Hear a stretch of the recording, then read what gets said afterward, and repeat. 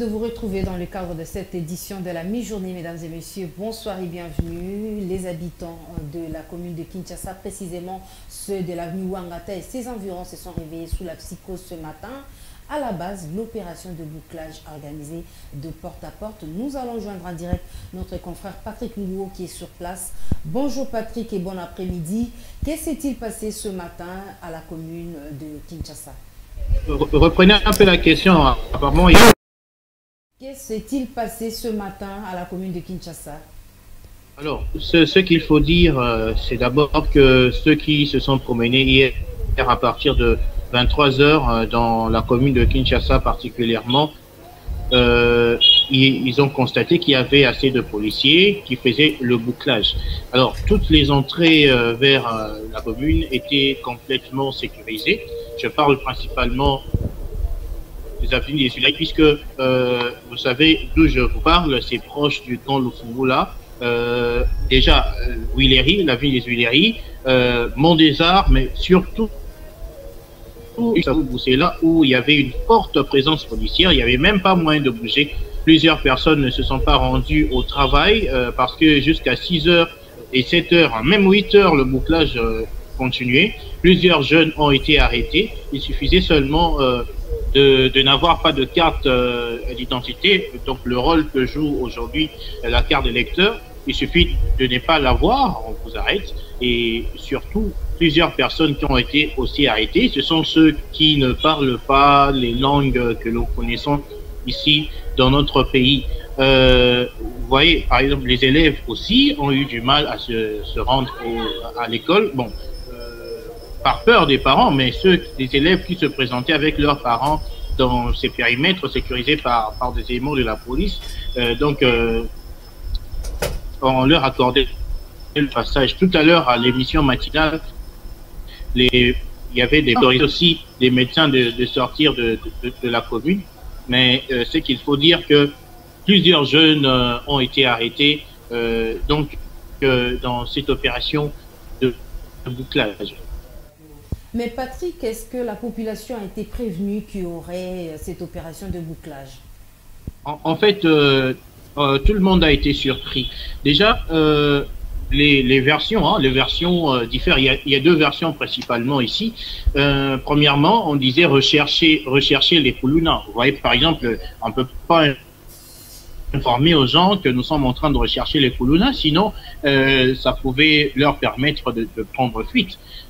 Les Kuluna éparpillés, parce que vous savez qu'ici dans la commune de Kinshasa, principalement du côté où nous sommes, bien que quand le Congo là c'est juste à côté, il y a assez de bastions de Kuluna, principalement ici sur l'avenue Ouangata. Ils sont nombreux. Alors les policiers sont entrés, ils ont fait éruption.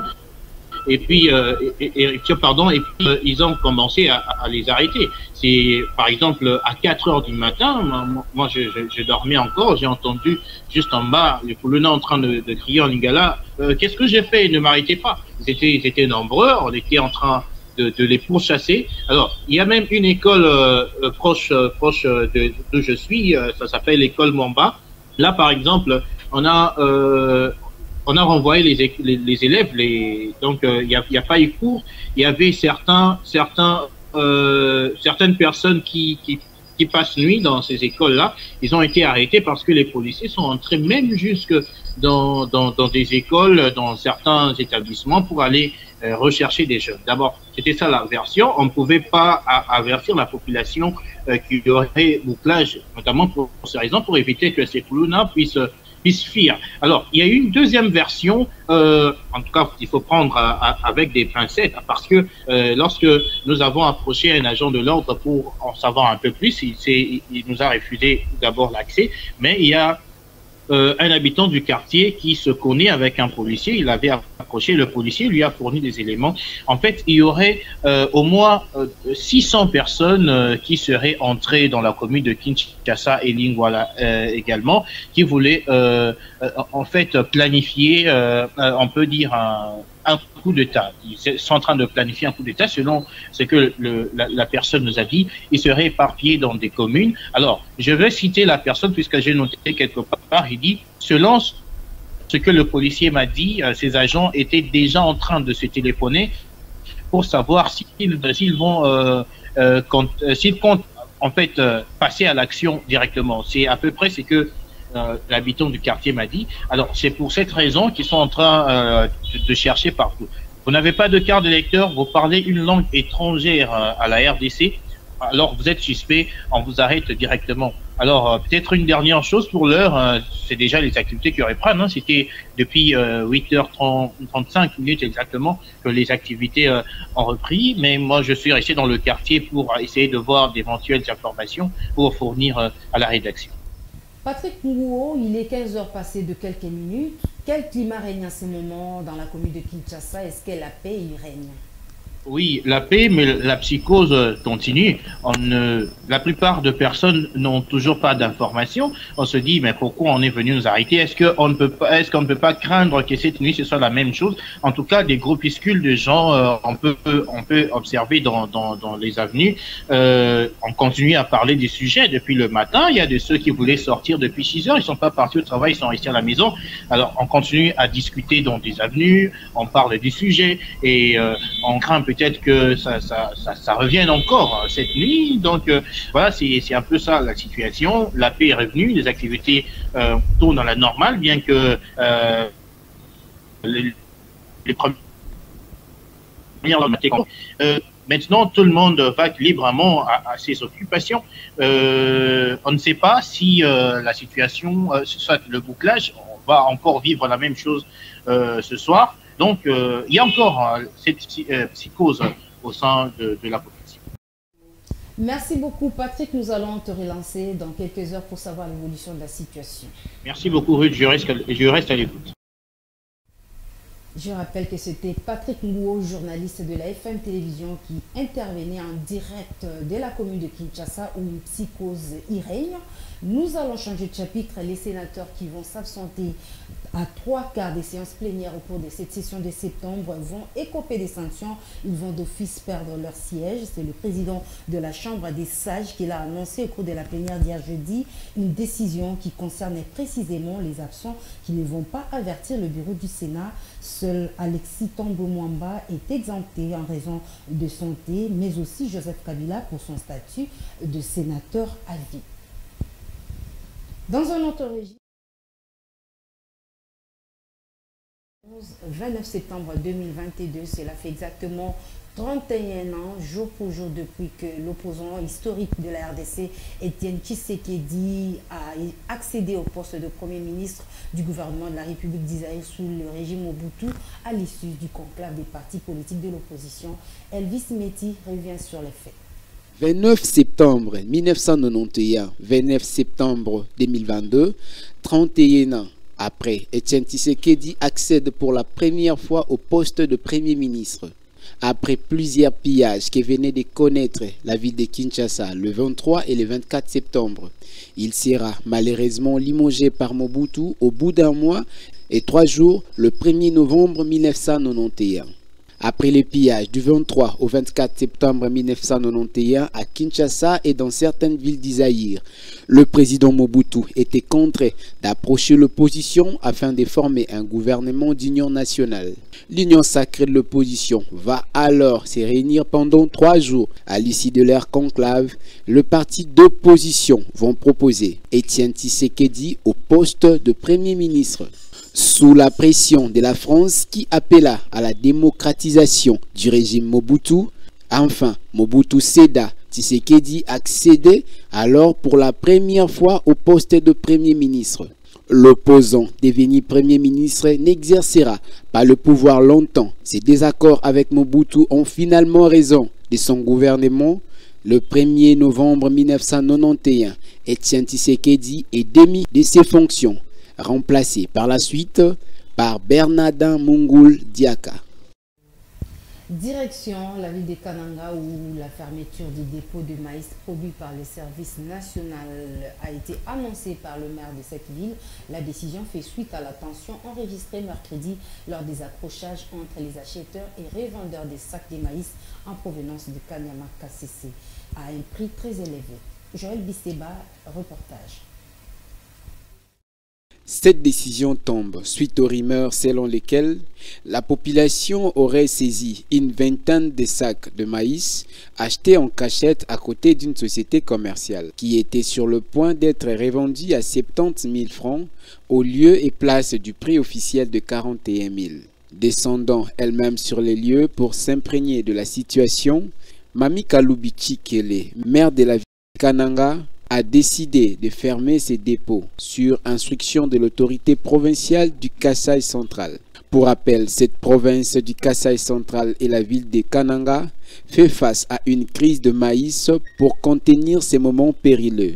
Le service national est arrivé pour soulager la population en souffrance. En sport, la réunion entre l'FC Renaissance du Congo et l'association des dirigeants des clubs sportifs de football a été reportée à lundi prochain suite à des raisons internes. L'annonce a été faite ce vendredi par le porte-parole de la DEFCO après échange avec le président du FC Renaissance, Maître Malou Abili Cléophas. Lionel Ngolo, reportage. À quelques jours du début du championnat national, les choses bougent et vont vite et pour les clubs orange de la capitale. Comme initialement prévu pour ce vendredi, la rencontre entre la DEFCO et le comité sportif est reportée à lundi pour des raisons sécuritaires. C'est ce qui justifie les déplacements du président Mars Moké, porte-parole de la DEFCO, qui est venu présenter ses esquisses au président sportif, Maître Malou Abili Cléophas, je vais citer, et aux supporters du club. Mais ma présence aujourd'hui, c'était pour venir nous excuser auprès du président. Nous présentons nos excuses auprès des supporters parce que nous avions l'obligation d'être aujourd'hui à 10h ici et après 10h à 11h, on devait se retrouver de l'autre côté de Barumbu. Mais malheureusement, les événements sont en train d'être faits que la commune de Barumbu, Kinshasa et Choualingwala ont été bouclés. La DEFCO a par ailleurs exprimé son souci de voir les choses aller de l'avant pour les FC Renaissance du Congo. Hier, nous étions en réunion à la l'INAFOOT et avec ces plus grands soucis que nous avons pour cette famille vert, orange et blanc, ça veut dire Renaissance, nous voulons que les choses puissent aller de l'avant et que cette équipe puisse jouer la compétition comme toutes les autres équipes. Pendant ce temps, la position des supporters reste claire car il n'y a jamais eu des Renaissance Société, mais plutôt Renaissance ASBL.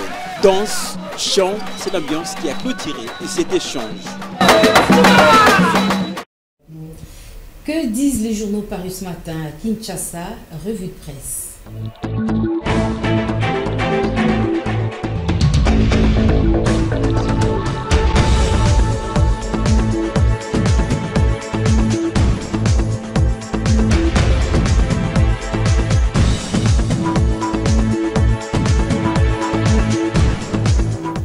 Bon après-midi, Lionel Ngolo. Merci beaucoup, Ridinanzaï. Bonjour à tous. Tu me rejoins sur ce plateau pour le journal des journaux. C'est parti déjà avec la prospérité qui titre pression sur les sénateurs absentéistes.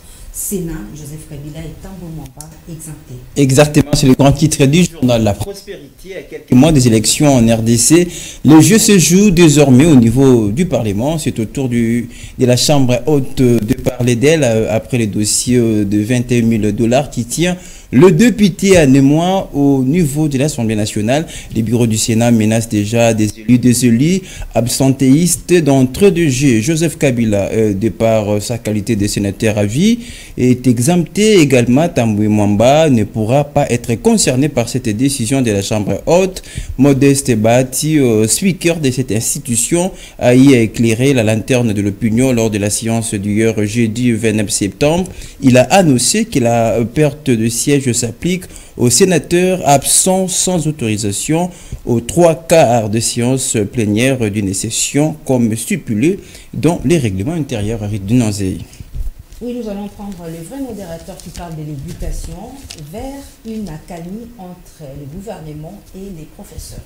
Le chef du gouvernement, Jean-Michel Samaloukonde, a présidé ce mercredi 28 septembre à la primature la réunion du comité des conjonctures économiques, la situation qui prévoit à l'issue, notamment la grève déclenchée par les professeurs d'université, était au centre de cette réunion du gouvernement de la République, poursuit le journal. À cette occasion, Christian Samalou Kondé et tous les acteurs membres du CCE ont souligné la nécessité pour le gouvernement d'honorer ses engagements pris dans les accords conclus avec l'association des professeurs et les enseignants de l'EPST, conclut le journal. Oui, il y a la République qui parle du dossier 21 000 $ américains. C'est Sanga et Kassekwa devant une commission spéciale de l'Assemblée nationale. On va terminer avec le journal La République, comme vous l'avez mentionné, Rite Dunonzei. Les députés nationaux Délice Sanga et Jean-Baptiste Kassekwa, je cite, risquent d'être invalidés par la commission spéciale temporaire mise en place à l'Assemblée nationale au sujet de l'affaire 21 000 $ qui toucherait les élus du peuple par mois depuis le début de cette année. Le député national Nanou Memba, auteur de la motion qui a conduit à la mise en place de cette commission, qu'il a affirmé dans une interview accordée et sur cette point C2 le mercredi 28 septembre 2022, de deux collègues pour une validation, car cette commission spéciale n'est pas différente à celle des absentéismes, a révélé Nanou Mamba. À l'en croire, ces deux collègues ont tenu des propos mensongers et d'aucuns ne pouvaient mettre en doute les allégations mensongères, car ils sont tous soupçonnés d'être aussi bénéficiaires. Les mal est si profond que les deux collègues devraient faire une contre-campagne contre leur père. On va s'arrêter là pour la revue des presse. Merci beaucoup à toi, Lionel, pour cette brillante lecture des journaux. Merci, Rita.